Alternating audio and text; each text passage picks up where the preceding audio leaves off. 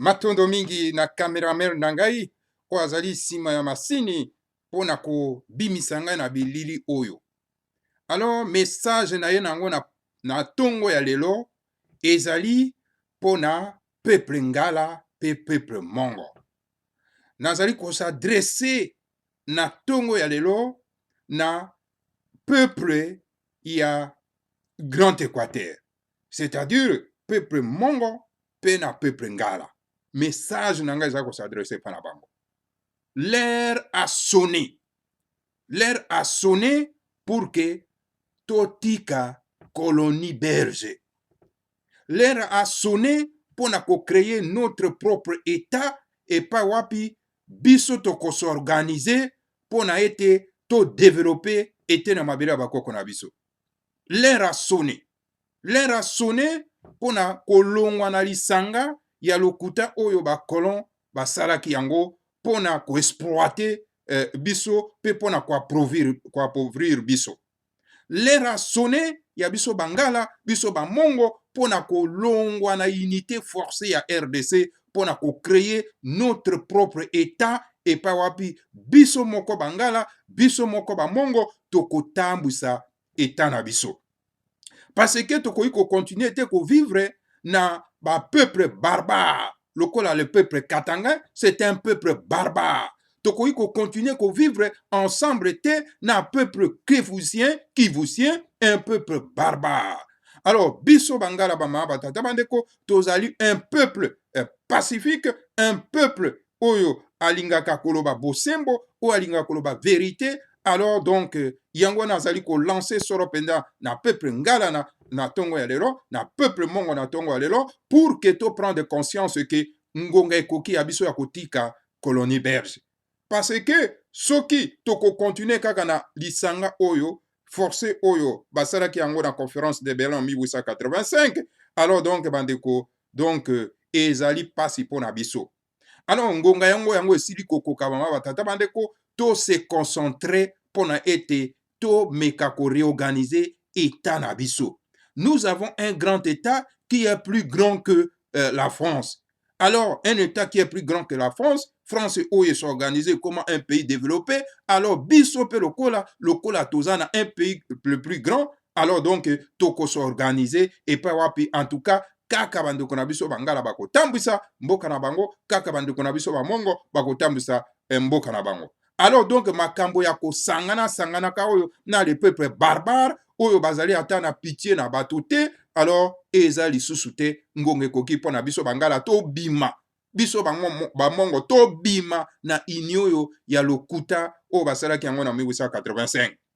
Alors yango wana message naza ko lancer na bana bangala lelo, na bana bamongo na tongo ya lelo. Alors donc tokoki kokoba ko continuer ko vivre dans la souffrance te. Lisanga wana eza ko procurer biso na rien. Tala lelo oyo bakomi men ko nie identité na bino ngala. Alors soki bato baza ko nie identité na bino ngala elingi koloba nini? Elingi koloba ke bapesi feu vert basala génocide contre le peuple ngala. Soki banie ke bangala bazistaka te. Alors bama batata bandeko elingi koloba nini? Bapesi feu vert na batuti oyo baza ko konza mboka ou ba étranger oyo baza ko konza mboka pour que ba exterminer biso. Yango na bapesi biso code 32. Code 32 lingi koloba nini? Lingi koloba ke il faut exterminer ces peuples-là. Alors jusqu'à comme na niveau à konye ke peuple ngala existaka te. Alors que biso to yebi très bien, biso to zali bana mbangala. Bana mbangala, c'est-à-dire la femme de 9 mamelles, la femme miraculeuse. Hein? Donc biso to zali bana descendant na ye. Alors donc bato moko bakoki konye identité na biso te pona kopesa feu vert na batuti na ba paya po ete ba exterminer biso basala génocide. Alors génocide eza ko gete biso bama batata bandeko bana bangala bana bamongo, alors le Grand Équateur, alors pona ko kima génocide wana, alors esengeli sikoyo biso to se retirer na RDC oyo pa wapi tokozala musika na ba peuple barbare lokola ba peuple katanga, peuple barbare lokola ba peuple kivusien, peuple barbare oyo bazali na likanisi toujours ya kosala génocide contre notre peuple. Oyo génocide pezali kosala madeza ba mama batata bandeko. Il faut to se retirer na un peuple aîné lokola baluba. Hein? Tokoki kozala lisanga moko te na ba peuple oyo baza ko kolinga kovanda esika moko te mpo na ete tokoka kobongisa mboka. Alors lokola mpe mboka yango ezalaki ya lokuta, lokola basalaki yango na 1885 na conférence de Berlin, alors ngonga ekoki yango oyo mpo biso tose retire na ensemble wana. Bavandaka na lisanga esika wapi eza koprocure na bino. Lokola lisanga oyo ya RDC basala yango na 1885 eza koprocure na biso bangala te.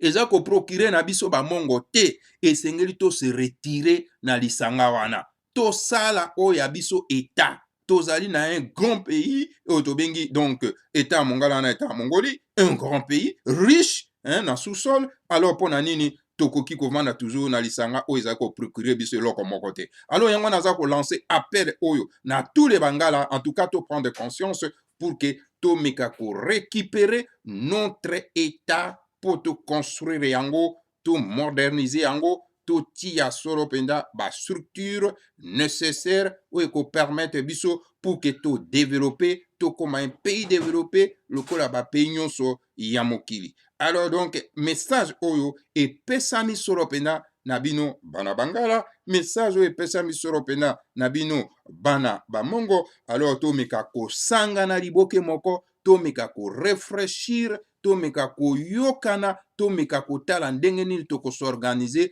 pour que to mettre en place ba structure ya état na biso et par rapport tout simplement kaka bana bangala bako tambusa yango, tout simplement kaka bana bamongo bako tambusa yango. Alors donc oyo azali mongala te a s'éloigner mosika na état na biso. Alors oyo azali donc mongo te a s'éloigner mosika en tout cas na état na biso. Bakenda kosala ya bango état epa wapi bakokonza état na bango kuna bakenda na barbarie na bango kuna epa na bango. Alors donc batika biso na kimia na boboto pote to tambusa ya biso état. Alors peuple nyonso oyo avandaka soka moni ete en tout cas unité eza ko procurer na bango na rien, eza ko guetter ba génocide epa na bango basalaka nini, donc ba se retiraka na ensemble wana. Alors to constater lelo ke ensemble wana eza ko procurer na biso na rien, bazo kenda kozwa mopaya batie na moto ya mboka pour ka sala génocide contre notre peuple ndenge baza ko sala yango lelo, kenda kotala ville ya Mbandaka ekomi un gros village. Et pourtant Grand Équateur eza na ba richesse ebele na kati ya mboka wana, mais kasi baza kozwa yango eza kokenda libanda ezo ko procurer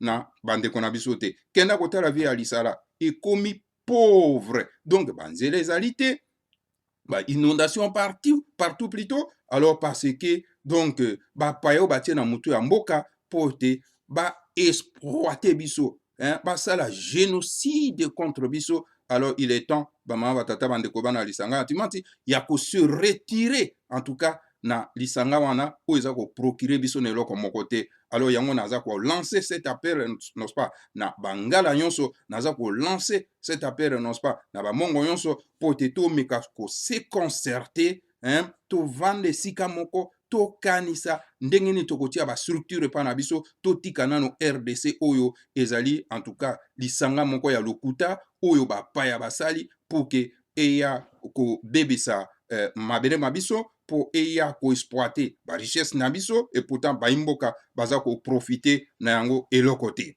Yango tozala ko lancer appel nyonso oyo en tout cas na bandeko na biso banso bana bangala pe bana bamongo oyo bazali kosala politique, oyo bazali kosala politique ba rejoindre biso en tout cas na komba automemi bama batata bandeko pona ko libérer to kangola en tout cas mabele ya bana bangala, to kangola mabele ya bana bamongo pona ete biso moko tokoka konza yango biso moko epa wapi tokozala na kimia nyonso, epa wapi ba peuple barbare okola bakatange, ba peuple barbare okola bato ya Kivu bakoya epa na biso te po na ete bakoka kosala politique. Donc politique na kati mabele na biso ekoza réservé seulement kaka pona bana bangala, ekoza réservé seulement kaka pona bana bamongo. Alors donc les autres o balingi koya epa na biso, alors donc bakosala na bango ba commerce tokopekisa na bango te, bakosala na bango donc ba misala ya maboko tokopekisa bango te, kasi politique bakoki kosimba yango te parce que baza na notion ya ko vivre na ba peuple mosusu te, bakena kosala barbarie na bango na mabele na bango, bakoko na bango batikelaki bango, bakenda kosala lokuta na bango na mabele bakoko na bango batikelaki bango, soki balingi bapaya bakonza bango, bakenda na mabele na bango, bakenda kokonza bango kuna. Alors biso tolingi lisusu te kovanda na unité oyo RDC, tobima na unité oyo, unité ya lokuta. Tala ememi biso kaka na violence, ememi biso kaka na ba problème, ememi biso na pauvreté. Alors tokoki ko continuer ko vivre na unité wana te. Alors yango naza kosenga na ba politicien ya bana bangala, bana ya bamongo, to prendre conscience sikoyo, tozela te ezala trop tard. Yango message naza ko lancer na bino na tongo ya lelo, pona ete conscience ekoka koya, pona ete tobongisa mboka na biso, tobongisa esika na biso, tobongisa esika bakoko batikelaki biso, pona ete tokoka kotikela bana na biso po bavanda na kimia, na boboto, na bondeko nyonso. Alors donc voilà, moto nyonso to ayebi kazali mongala, moto nyonso to ayebi kazali mongo, a rejoindre biso donc ba nationaliste ngala, a rejoindre biso ba nationaliste mongo, po totombola etene ya mabele na biso, po to créer état na biso oyo ekozala donc état na kati ya lisanga ya Timanzi oyo biso nyonso tokomilite na kati epai wapi, en tout cas tokozala na polisi na biso, tokozala na présidence na biso, tokozala na baministre na biso, biso moko. Ekolo mosusu te eya kozwa politike na kati ya mboka wana, mopaya mpe akoya te aya kosimba politike na kati ya eteni na biso ya mabele. Yango message naza kolanse na bana bangala, botika distraction wana ya kolandaka makambo ya ba RDC. Makambo ya ba RDC komi kadik, toza lisusu na bosenga na yango te. Tosorganize biso bana bangala, tosorganize biso bana mamongo, po totia ba structure ya mabele na biso na kimia nyonso, epa wapi bana na biso bakokonza yango malamu, bakotambusa yango malamu po na génération future. Lokola ekomi na suka awa bamama batata bandeko, RDC komi na suka, alo esengeli tomeka kokomisa yango na suka, bato na bato bakende epai na bango, bato na bato bakende kovanda epai na bango, biso totikala epai na biso, to créer état na biso po to se concentrer po na développement na yango. Po soki tovandi kaka na lisanga oyo na barbare, bakatange, barbare, bacriminel, baterroriste, na bakivusien, bamiyibi, bavoleur, alors tokoki kodévelopper état na biso ya mongala te. Bamama batata bandeko, tokoki jamais kovivre pe na batraître te. Tala Congo baza batraître, tala ndenge batindeli bango bantumu à maintes reprises, baza obe koteka bantumu na bango na longwa kaka na epoke ya nzinga kuvu.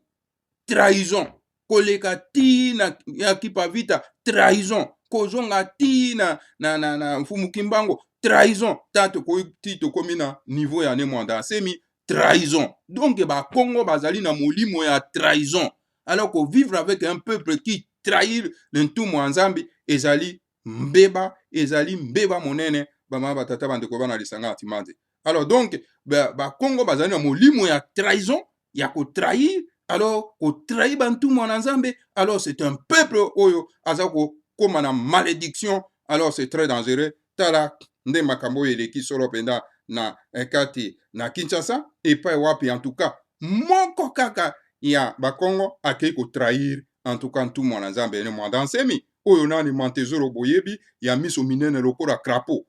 Bamama batata bandeko, akei kotrahir ndeko na ye akei kotrahir ye ntumu ya Nzambe, oaye mpona kachopa mobimba, oaye mpona kachopa ya kati, oaye mpona spiritualité ya yo na ngai, mpona ete tolongwa na spiritualité ya bapaya oyo. Alors bamama batata bandeko bana lisanga ya Timati, alors donc tokoki ko vivre comment, tokoki ko vivre na batraître esika moko. Ko vivre na batraître esika moko ezali très dangereux. Esengeli batraître bavanda epai na bango, biso tovanda epai na biso bamama batata bandeko. En même temps toza ko défendre non pas tout mwana Nzambi. Nemwanda Nsemi aza na double mission. Mission mibale azali na yango, mission spirituelle pe mission physique. Mission physique ezali parce que bakongo bapesi ye en tout cas nzoto, apona ko défendre les intérêts de sa communauté, et mission spirituelle bonzambe oyo eza na kati na ye, mwanda eza na kati na ye, mpona kopesa biso bonzambe oyo tobungisa et pas biso to kota na bonzambe ya bapaya. Le christianisme, ce n'est pas notre religion. Ezali religion ya bapaya, ya bakolon. Toza nango na bosenga te. Pona nini bino bovandi na kati na mboka wana mabele wana boza ko défendre nos pas ba religion ya bapaya. Christianisme ekoki komema biso nulle part. Alors donc il faut to bima na kati na bonzambe wana ya lokuta oyo bapaya bamemelaki biso oyo ememi biso na distraction oyo chosifie biso oyo ekomisi biso babolole. Alors dango toza kopesa kotina message aussi longtemps que toko continuer toujours na cette spiritualité ya bapaya tokosala eloko moko te na kati ya mabele wana. Alors esengeli siko bato na bato bamekana kozonga epa na bango batala mabele na bango badevelope yango batala spiritualité ya bakoko na bango mpo bakoka kodevelope yango. Yango toza kolancer appel oyo bamama batata bandeko bana lisanga atimati moto mwenda koyi kocontinue toujours kokenda na cycle de violence boye te. Esengeli cycle de violence oyo ekoka kosila mpo esila tuka bamama batata bandeko esengeli sikoyo bato na bato bakendane te na bango ya mabele. Yango naza kwa lancer appel oyo na bangala nyonso soki bozali koyoka biso ntango bokozwa video boyoki biso alors ngonga na biso akokabwana na RDC koki tolingi lisusu lisanga oyo te. Lisango ememeli biso bapasi ememeli biso souffrance tolingi lisusu kovanda na yango te. To se retirer to créer ya biso etat tozali na mabele munene koleka France. Lokola toza na mabele monene koleka France mpona nini tokoki kosorganize te mpo nini towelaka présidence moko na kati ya République démocratique du Congo oyo ezali donc lisanga moko oyo bapaya basali mpo ebénéficier na bango.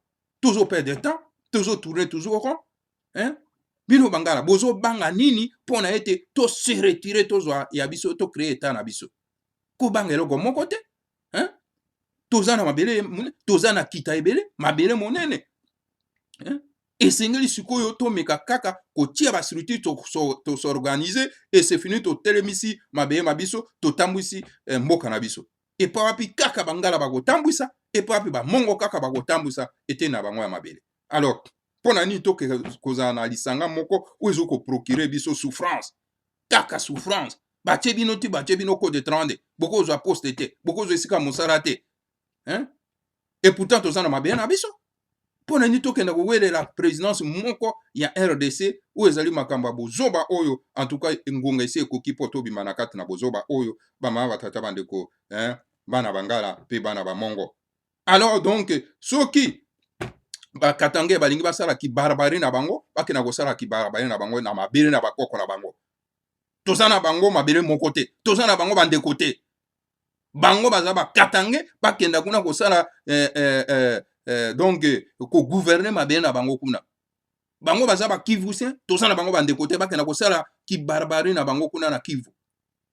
Alors biso totikala biso moko na kati ya mabele na biso ya bangala batraitre oyo baza kotrahir bantumu ya nzambe bakongo bakenda kosala kitretisme na bango kuna tala bankusu batraitre bankusu koyaka na makambo ya lokuta toujours kokosa bato bayindo bolamuka kokosa bayindo bolamuka balamuka apres bakei wapi ça c'est de la foutaise. Alors bakenda lokuta na bango na etat na bango basalaka lokuta na bango na traitisme na bango kuna tala baoyo banani oyo banzuzi bato na lokuta akomisi oyo Yesu nde moto moyindo mpona nini bato batikaka kokamba na kati ya christianisme ya bapaya bakenda lokuta na bango kuna basala traitisme na lokuta na bango kuna na kati na etat ya Kakongo. Alors donc voilà bamama batata bandeko bana lisanga atimati donc esengeli mwana nyonso ya mongala alamuka na ntango oyo botika koperde temps na bino na kati ya unité forcée oyo bapaya bayaki kotia na kati ya mabele wana et pourtant toza kosouffrir mpona nini tolingi tosouffrir pourtant toza na mabele monene oyo tokoki kotombola yango mpe totambwisi mabele na biso. Notre état est plus grand que la France. Pourquoi France eza développé biso ko développé te toza na muto nzambe apesaki biso te alors bamama batata bandeko donc likanisi ya ne mwanda asemi yake bato na bato bavanda esika na bango eza likanisi ya malamu. Alors donc esengeli biso tozwa yango tolamba yango mpona ete totambusa eteni na biso ya mabele. Alors bato baza kokosama babike non c'est un xénophobe alingi bato mosusu te eza bato ya miyibi balingi totikaka na lisanga wana mpo baexploitaka biso mpo bayibaka kita na biso mpo babebisaka mabele ma biso. Alors biso bato to comprendre message wana, alors siko biso toza ko pesa bino message wana était en tout cas ne mwanda se n'est pas un xénophobe et zaline tout moi o ya sengi asali était to alamusa conscience na biso to yeba biso bangala ko défendre mabe ma biso. Biso ba mongo to yeba ko défendre mabe ma biso. Bao baza ko benga xénophobie parce que ba lingi to vanda kana lisanga na po ba konza biso. Ozomona ba konza biso ta ba soye bazo konza. Baluba tango bakozwa baunga bakonza biso. Il est temps to éviter génocide za koya liboso na biso contre notre peuple ngala contre notre peuple mongo. Alors to koyi kozela te. Alors message oyo ne mandase mazali ko pesa ezali bénéfique pona yo mongala pona yo mwana mongo. Alors yango tozali ko lancer ces messages na poko ya lelo na tongo ya lelo, hein? Pour ete biso banga to prendre conscience parce que to tikali si matara mbanda ke comme gros village tali sale comme gros village, ça ne va pas comme ça. C'est comme si tozongi na antiquité et pourtant tozana bato bana bangala obaza mayele bana bangala obazali ba technicien bana bangala oyo batondi na bwanya. Alors bongo siko to vandaka to zelaka bato mususu ba konza biso ba kamati code de 30 ba bambeli biso yango pour ba faire souffrir biso ba kobi ko nie identité na biso ke bangala bazalaka te pour que ba pesa fait vers nos pas na ba swahili na ba nani na ba katange ba barbare ba kivusia ba barbare pour que ba exterminer biso ndenge baza ko sala wana ba kamati mopaya batia bango na mutu ya mboka pour que asunga bango pa exterminer bangala ta ba généraux so bangala ba silisi bango ba généraux nyonso bangala ba silisi bango composonné ko boma etc. Mais pona ni to ko kondima to vana lisanga o ezo sisa biso bandeko ezo silisa biso donc ba talent bo lamuka le peuple ngala, bolamuka peuple mongo. Il est temps ya ko quitter RDC. Ilisanga ya lokuta ya miyibi. Wenze ya ba miyibi. Wenze oye pona ko faire souffrir biso. To bima na lisanga wana. En tout cas, message oyo naza ko lancer. Soki bozu yango bo pesa na bana bangala kuna na kati na Grand Équateur pour que to prendre conscience to longwa na lisanga yo ya lokuta oyo ba tie biso nyamu po ete ba exploiter biso ba nyoklo biso ba sala biso génocide ndenge zali ko salema ba mama tata bandeko ba politicien oyo baza na kati na gouvernement d'occupation wana on bazo kanisa ke non baza ko représenter bangala bazali ba mbwazantatu bana misala ozomona donc oyo ba bengaka donc esclave mumbu ye wana pour bazo pesa miete ya kanisi ete ekoki atiki bandeko na ba souffrir atiki bandeko na ba boma bango atiki bandeko na bango basala bango génocide. Alors ba politicien wana il faut tant toujours créer état na biso ya mongala pe ya mongoli état na biso ya Grand Équateur bato wana ba ya pemenité parce que bazali ba ennemi ya bana bangala pe bana ba mongo. Alors bana bangala botelema tala génocide ezali boso na bino totelema pona ko éviter génocide wana bana bangala bana ba mongo bo éviter génocide wana botelema tika makamba kolandaka RDC oto mesana oto za esika mongo te wana eza lokuta bazo kosa biso pote basala génocide tala génocide ezali boso na biso ta ba généraux ndenge basilisi bango ba généraux bangala mais bino bangala bozali bato etumba bino bangala plutôt bozali bato oyo vraiment basimbaka mapinga mais ndenge nini bokoma bazoba lelo boy bakomisa bino bazoba na ba peuple barbare katange ba peuple barbare kivusien et puis profite de ça pour ça la génocide contre notre peuple.